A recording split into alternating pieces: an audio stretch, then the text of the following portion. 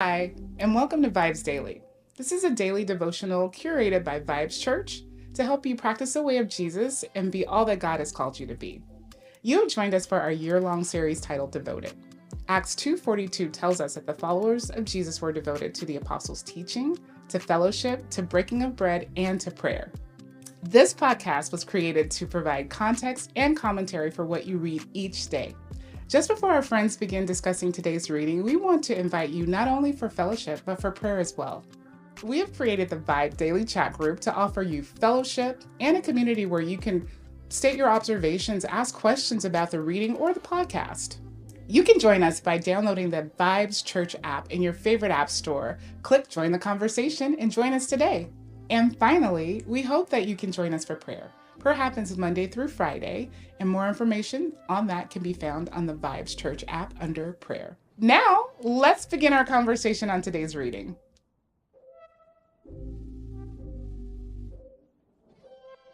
All right.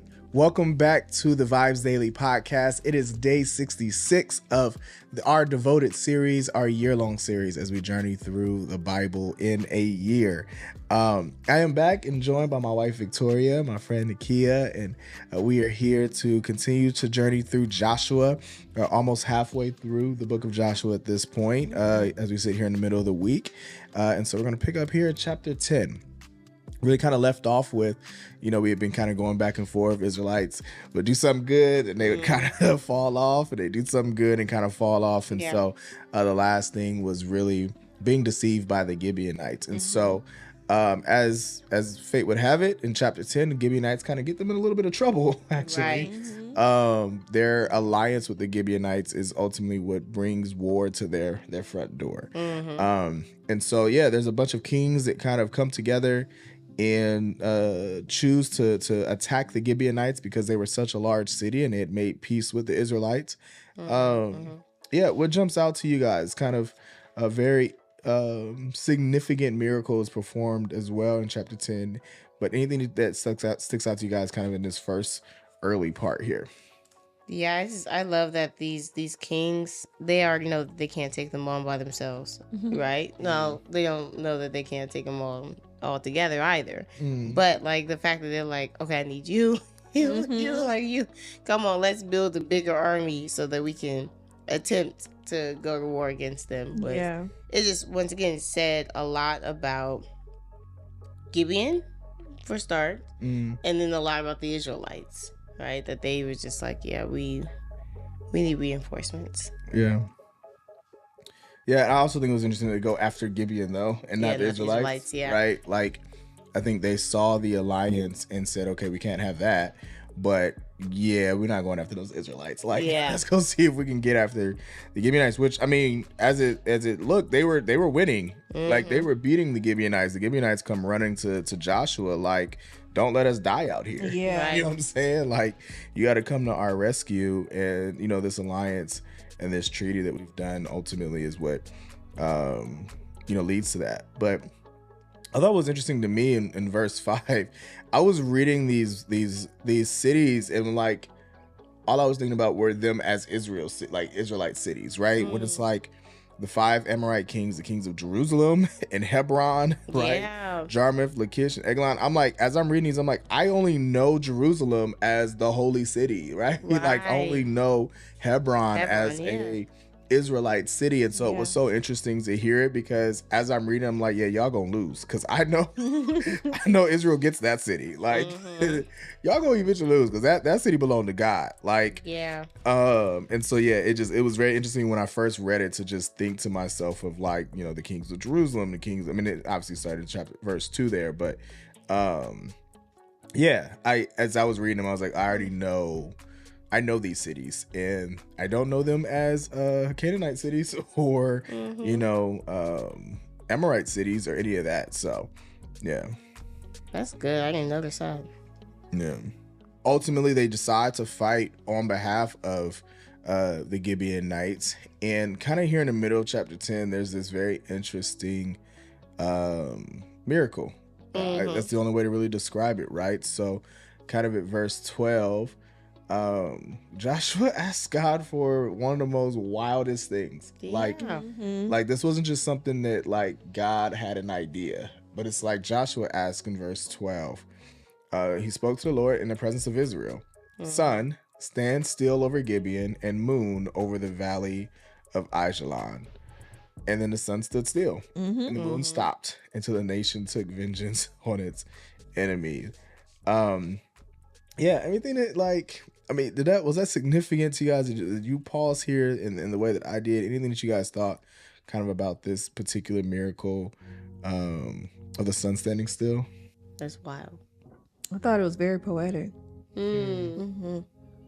Let the sun stand still over Gibeon, and the moon over the valley. Yeah. Yeah.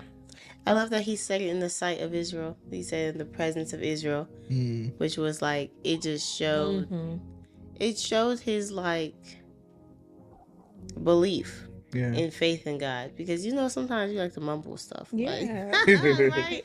Because we're not sure this is going to happen. But I do. I love that. And it's something that only the Lord could do. Yes. Yeah. I think that's what jumps out to me. Like it's two main things, and the reason I kind of got stuck here. Number one, as you said, it was the faith to ask for something like that. Yeah. Like what are you thinking? Yeah. Like it would never cross my mind to ask God to just hold the sun in place. And you know, it's silly. I was actually reading in my study Bible. Tony Evans was like, you know, some people actually feel like this is what makes the Bible made up, because obviously the sun already stands in place. Like the sun doesn't move, it's the earth that moves, right? But his argument is like, but we also say the sun rises and sets, and like we know that we're not really meaning the sun is going anywhere. So like that's a silly argument, but I still would never think that like like pause the day. Yeah, you know, I would never think to ask that. Yeah. But like, so there's that faith side, but the second thing is, it also just spoke to me like what Joshua believed God was capable of. Yeah. Right? Like, it wouldn't cross my mind, not because I didn't think God could, but because I just wouldn't think God would. Like, I just think it's a silly thing. Like, God don't want to do that for me. You know what I mean? It's kind of like, why would it? But on the flip side, like, I did love that Joshua was like, I know you can. God. Like, this is not too much for you. You know, there's nothing you cannot do, that even the sun and the moon are in your hands and in your control. Like, that part also just stuck out to me, that Joshua really looked at God and said, yeah, I know you can do that. And so I'm willing to ask for that. And I'm like, yo, I put so many limitations on God. Right. Like, I put so many. Yes. I'm like, God, you can't pay my bill next month. Hello. You know what I'm saying? Like, over thinking about that versus holding the sun in place. Right. Like, I don't know, man. Like, I don't. It did. I sat in that one verse for a minute, because it's just like the nerve of Joshua to even ask, but also just the faith, man. I was just struck by that. And to Victoria's point, in front of the people of Israel, like he could have easily, said this prayer in his quiet time alone, just in case the Lord decided not to do it, But as their leader, for him to profess this thing in front of them, as Eric was saying, just points to his faith and courage, which the Lord told him to be, all the way up until this point. So he's showing it. Yeah. And it's even to think about all that is happening right now. It's like there's hailstones coming down, like, isn't this, or large stones from heaven. I'm assuming hailstones that were killing the people. And right after that, he says, at that time, Joshua spoke to the Lord. And so I think there's just so much is happening all in one, that like the Lord is fighting on their behalf in verse 11 and 12 with these hailstones. He's keeping the sun and the moon in place, right? He just encouraged Joshua that not a single man will stand in front of you, before you, once I'm done with all this. And in verse 14, it's like, there's been no day like it before or since, when the Lord has heeded the voice of a man for the Lord fought for Israel. And I'm just like, wow, like, my goodness. Yeah. Like, that's literally fighting for Israel, right? Like you said, like, the fact that the hail killed more of them than the Israelites even killed with their own hands. Wow. Right. Right? Like, that mess. I remember the first time I read this story, I was like, you serious? Like, I can just see God up there just like, I feel like flinging hail, like slingshots, just like taking people out with hail. Like, that's just how my imagination was going. But like, yeah, like, I think what I also love is, you know, so far, and this is a pattern that God does in my mind, like in history. I used the Elisha reference earlier, but like, I love that he will often kind of repeat some miracles to kind of remind the people that like you're dealing with the same God, right? Yeah. Like, so we saw crossing the Jordan, and like, yeah, that's like the Red Sea. Like, I just want y'all to know you're dealing with the same God. And then I feel like God just like takes it up a notch. Like, he's just like, he's usually like, all right, now that you know you're dealing with the same God, let me show you that like I'm still trying to do a new thing. Like, I'm just not the same old God with the same old tricks. Like, I got some new ones too. And like, don't ever get comfortable and settled, because like, I can still do more. There's still more to me, because like, as you said, there was never a day like this before. Nobody had ever seen God perform this kind of just battle tactic, right, on their behalf. And so he's just like, yeah, let me just show you something new. Like, don't put me in a box. Yeah. Because I can find a whole new way to win a war. And so yeah, I do love that particular passage. That's so crazy. Like who can fight against that? Who can stand against that? Like, this Lord. Yeah, you have no chance, right? None at all. I can't fight weather. Yeah, like, so you just gonna put all these hailstorms on my head. Like, there's no defense against this. And you're gonna keep the day up longer so you can do this like all day, and it's like 2 times the day. Like, yeah, that's so good. Awesome. Okay. Well, as we kind of continue moving to chapter 10, ultimately those kings kind of meet their end, and Joshua kind of calls them out and ultimately executes them. Anything else kind of here in the rest of, as that story kind of concludes before they move to capture some additional cities? Anything else that you guys thought was interesting about that particular war? I am just happy to see again in this chapter that they did what the Lord asked them to do. Like, nobody kept anything that they weren't supposed to. Nobody kept anyone alive that they weren't supposed to. Although I don't want to see anybody perish, but like, they did all that they were supposed to do, and to me, this was a little refreshing, because I was nervous going into each next chapter of what was going to happen next. No, seriously. Yeah, I think sticks out to me also was just verse 25. Like, I don't know how many more times we will hear, don't be afraid or discouraged, be strong and courageous. Right? But I think it's it reminds me of how Deuteronomy, it was just kind of like remember and obey over and over again. That like in this case, it's just like, don't be afraid, don't be discouraged, be strong and courageous, like over and over again. And I think it's interesting that he continues to even repeat this, like, after God has just done something like insane on their behalf. Like, just stay courageous though. Like, I know you just went through this fight, but we got another one coming. So like, stay strong and stay courageous, and don't be discouraged that there's another fight coming. Because I do think that's just, is so like us that like, you know, I can say this, like, I mean, I feel like I just won something, but as soon as the next battle comes, I'm just like, like, again, God, like, there's another one, like, something else is up against me. And I'd be like, I just want to quit. I'm done. That's it. And it's just like, Josh was like, no, be strong and courageous, stick to it. Don't be discouraged. Don't be afraid, because God will give you that one too. Like, that's what he says. The Lord will do this to all the enemies you fight. It's in verse 25. Like, he's going to do this again. So don't be discouraged. I don't know that, and you guys can correct me if I'm wrong, but I don't know that Joshua told the Israelites this up until this point. The Lord has been telling Joshua to be strong and courageous, and to not be afraid. But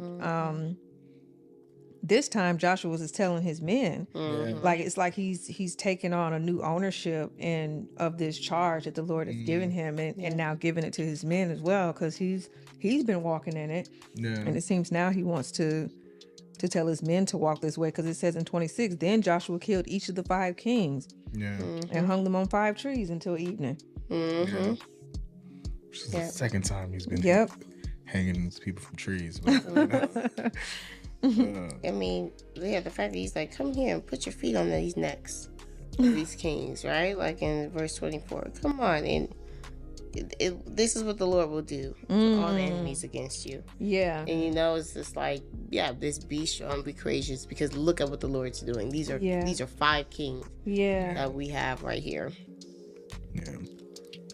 Yeah. And then they go on and do some more. I'm about to say, he's not done. Because starting at verse 28, we get Joshua continues to capture lands over it, right? And I love my Bible just kind of summarizes it as the southern cities. So it's a few different places that God is conquering. Anything kind of in the second half of 10 that you guys thought was interesting before we move into... I'd say take second half of 10, even first half of 11. It's just kind of like this tier of just city after city that God is going after. And Joshua's going after particularly. So anything that just jumps out to you guys as he continues this conquest? Yeah, I don't want to skip 4, but yeah, I just feel like from town to town to town, they're just like going in, right? Yeah. And then in chapter 11, here they come, some more kings trying to come together again to fight. And it just stuck out to me in verse 4 that like all their numbers was like the sand on the seashore. And they had a lot of horses and chariots, was something that they were often, scared about, these iron chariots and stuff. But then again, the Lord said to Joshua again, don't be afraid, because tomorrow this time I'll give them over to you. Yeah. Slain. And I love that it doesn't matter the number. Like, it doesn't matter what they look like or how many of them there are.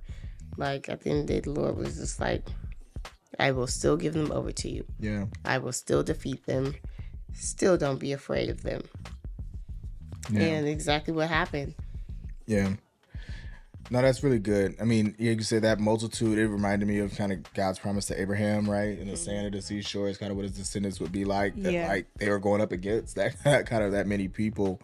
And I think what stuck out to me was just the constant repeating refrain of completely destroyed. At least that's the phrase that my version used, but that constantly...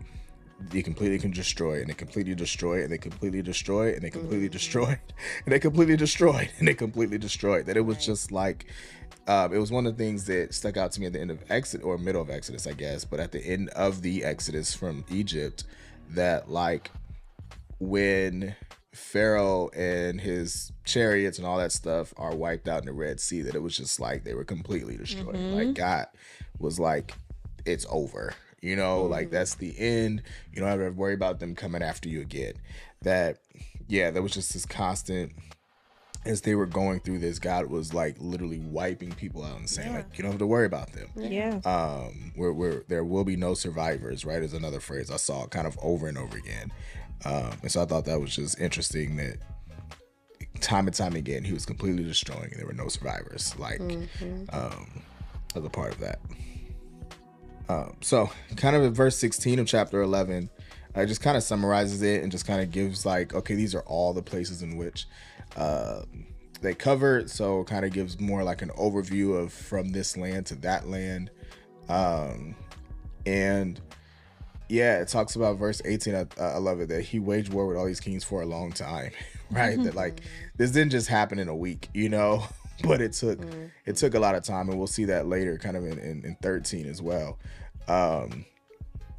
But yeah, anything else kind of here at the end of 11 before we start getting to some of the assignment of lands. Yeah, I think verse 20 stuck out to me, where it was like the Lord hardened their hearts that they should come against Israel in battle, so they could be devoted to destruction. Because, like I said, they were just more like peace. You know, they wouldn't be demolished the way that God wanted them to be. So we just see again God stepping in to make sure that His will was done. His plan was fulfilled. So that stuck out to me. Like I said, also that Joshua was the one leading them. Like even like earlier in this chapter, or I'm sorry, at the end of chapter 10, one of the things that stuck out was just always like Joshua and all of Israel. Joshua and all of Israel was going against like city to city to city to city. So like he was like so involved in leading them, and so it was kind of like he's gonna hand them over to you, but you still have to show up and do your part, like we mentioned before. But lastly was verse 22, was here again we talking about these giants, right? These the land of Anak, right? The Anakim, and they the only ones that were left were the ones in Gaza, Gath, and Ashdod, which of course Goliath that we find with David is from Gath. Yeah. So I was like, oh, there goes that little remnant that was left. You know, that little remnant that's going to come back that we'll see later on in history. Yeah. So I think that was cool to see, though. That, like, this Bible was so intertwined. Yes. Yeah. And they call that in chapter 13 as well. We'll get to that a little later here today. But, yeah. Good. Okay. Well, we get to chapter 12, and you know, we kind of get to what they call like the land east of the Jordan, right? Which is ultimately where the Reubenites and the half tribe of Manasseh will stay. So they kind of like summarize here in chapter 12. These is the territory that the Israelites had first east of the Jordan, where the Reubenites and half of Manasseh will be, and then also west of the Jordan, which is all of what was just conquered. And so you talk about a summary, like they call a roll on like these are all the kings and lands and people that they conquered, kind of here in chapter 12. So end of it starts with like 31 total kings, right, west of the Jordan. That is a lot of kings and people. 31 kingdoms. And that just includes those west. That doesn't include the Amorites that were kind of on the east side that Moses had conquered before they even got there. So I don't know, anything that just jumps out to you in chapter 12. I know not a whole lot of like narrative here, but before we get to 13, I didn't want to silly move too quick. Was there anything that jumped out to you in chapter 12? It's like the headings on mine. It's like kings defeated by Moses, the kings defeated by Joshua. And then beginning of 13, the land still to be conquered. Interesting. Yeah. That's how they broke it down. That's a good summary. Mine was like the territory east of Jordan and territory west, so it kind of broke it that way. But I like your description better. Like you said, yeah, this is where Moses did his work, and this is where Joshua did his work. This is where y'all still got work to do. Yeah, and it's the work still left to be done. Yeah, which I did think was interesting. So just to kind of jump to 13, that there was this land left unconquered. Right. And so I just think that's interesting that he just kind of says it. But verse 6, second half of verse 6, he says, but I will drive them out before the Israelites. And so like still assign this land, right? Like still distribute the land as an inheritance for Israel, as I've commanded you, and divide the land as an inheritance to the 9 tribes and the half tribe of Manasseh. So yeah, I know. I thought it was so interesting that, like, again, Joshua's in his old age at this point, and he's just kind of like, yeah, there's still some lands left to be done. So we started to get into the inheritances. This is going to kind of take us through a couple chapters here. We'll only get through 14 today, but starting at 13, kind of middle of 13, it starts to highlight all of the different borders and lands for the different tribes that will be in certain places. So I'll just kind of take this as a whole second half of 13 and into 14 at this point. Anything that just jumped out to you guys with the inheritance and the assignments of the different lands that were given? Yeah, I think for me, well, it kind of went tight with the beginning of 13 too, because it mentioned that like all the land of like the Philistines and had not been conquered yet, and then like it was saying in verse 13 that like the people of Israel did not drive out the Geshurites, Geshurites and the Maachites or something like that. I'm so sorry. I don't know how I pronounce any of these. Yeah, right. But there's a lot of names from here on out, so we gonna all do our best. Yeah, help us. But that they still dwelled in the land amongst them. And so I'm like, every time I still see these little remnants of people that they have not drawn out or driven out or killed, I was just like, wow, these are thorns. Like, these are just thorns that they are allowing to live, because these are ultimately the people who either enslave them, oppress them, or, lead them to sin. Yeah. The Philistines, we just see them show up so many times. Yeah. Like, over and over and over. With Goliath, he's showing up, and David's fighting the Philistines, and there's so many different things. Samson, before we Samson, Judges. That's what I was also thinking. I said David again, but I meant Samson. Yeah. Yeah, and so that they're just thorns. Like they stick around. I used to think when I'm reading the Bible, like, how many Philistines are there? Like, I thought they just conquered them. Like, but there's still more. And so I see it here that like is why like I think the Lord pointed out when Joshua or Moses like did everything that the Lord asked them to do, and they left nothing undone or nothing incomplete, and they followed every instruction. I think that's important when we get to stuff like this, where like things are left incomplete, and we see the ramifications of it later on. That is very good. Yeah. And I think to your point, I mean, it's probably just a good place to reflect personally. Come on.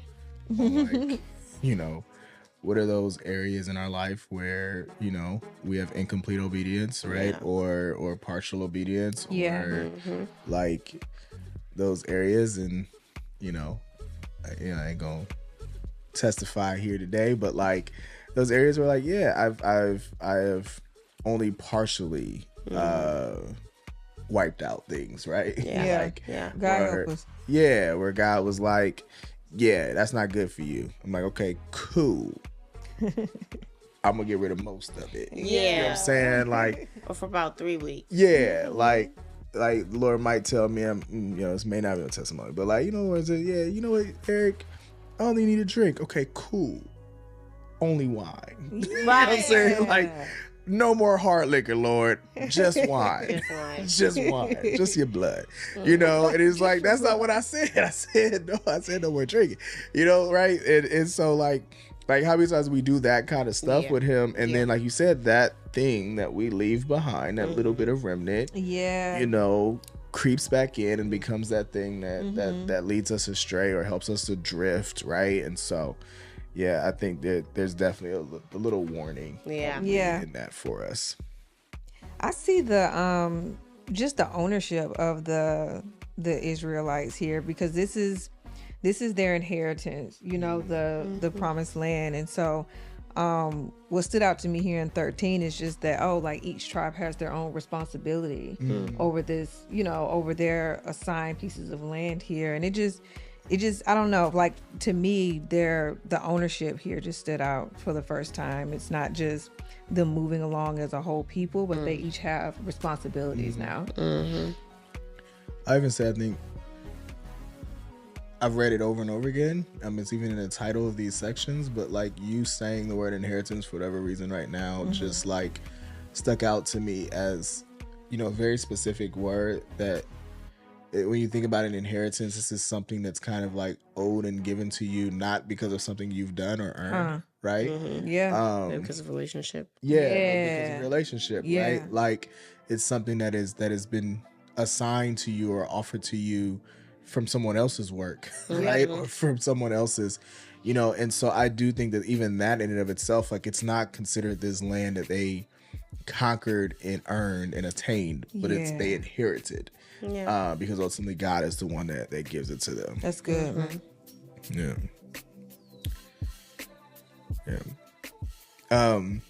I love that here at the end of 14, and I'm kind of, again, I told you I was taking 13 and 14 really kind of together, but that at the end of 14, we see Caleb kind of receive his inheritance and his promise. Right.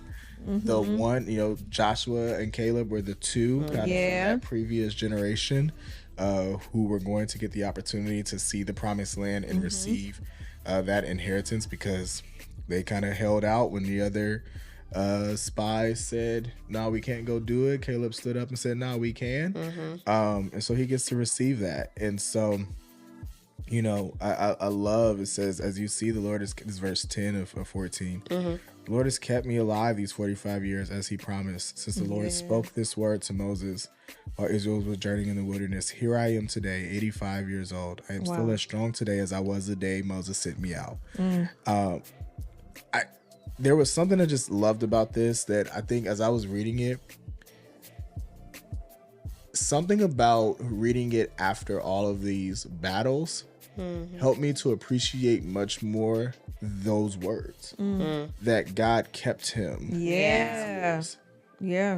Like, it wasn't just like he's just sitting in a rocking chair living for the last 45 years.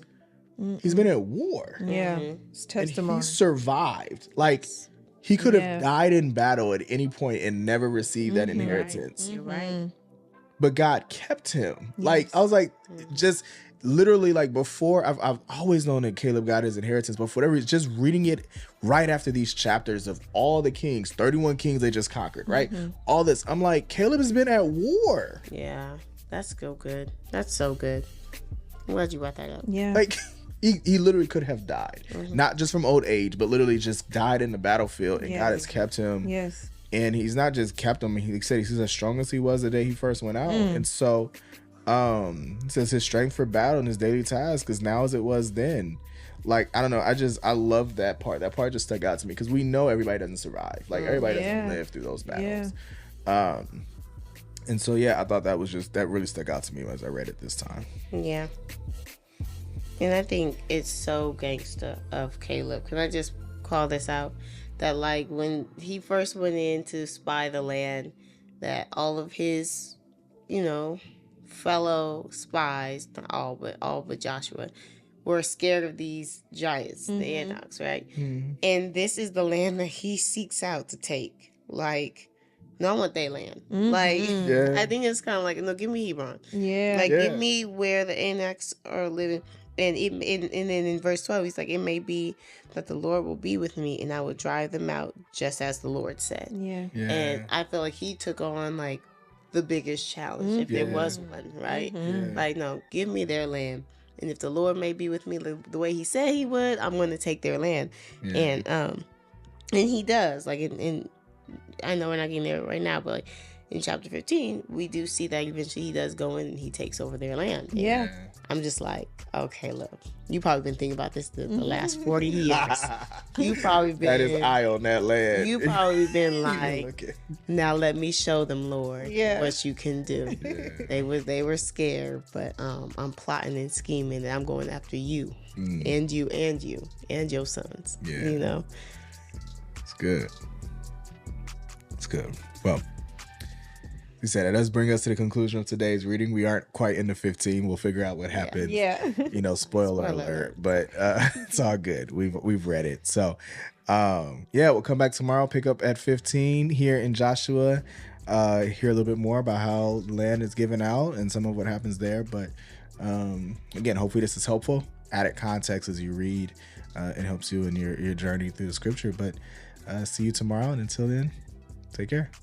Thank you for joining us for the VIBEZ Daily podcast. Be sure to like, comment, and subscribe on your favorite podcast platform, or download our favorite, the VIBEZ Church app. Visit vibes.church/devoted for additional episodes, notes, details, and the latest merch. Join us next time as we continue our journey through the Bible. Take good care.